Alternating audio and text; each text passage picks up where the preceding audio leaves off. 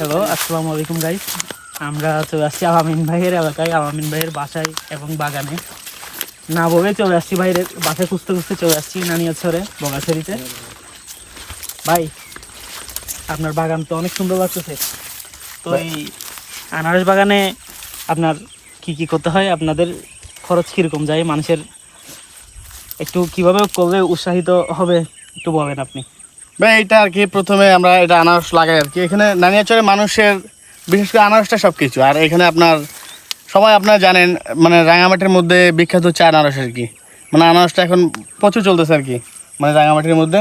তো এটার প্রথমে এটা পরিচর্যা কথা, যেমন একটা চারার মধ্যে যদি আপনার 5 টাকা খরচ হয়, তো দেখা যায় এটা আপনারা পরিচর্যা করার পরে ফল কাটার পরে এটাতে আপনারা আরও 5 টাকা লাভ করতে পারবেন।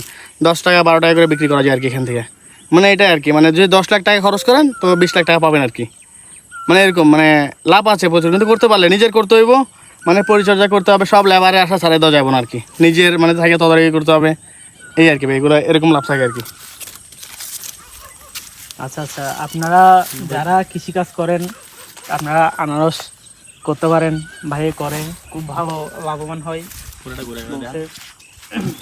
দেখো ভাইয়ের বাগানটা, দেখো ভাইয়ের বাগান কিন্তু অনেক বড়। তো ভাই নিজে অনেক কষ্ট করে করে। তো আপনারা যারা আনারস করতে চান আনারস বাগান করতে পারেন, লাভবান হবেন। ধন্যবাদ আপনাদের।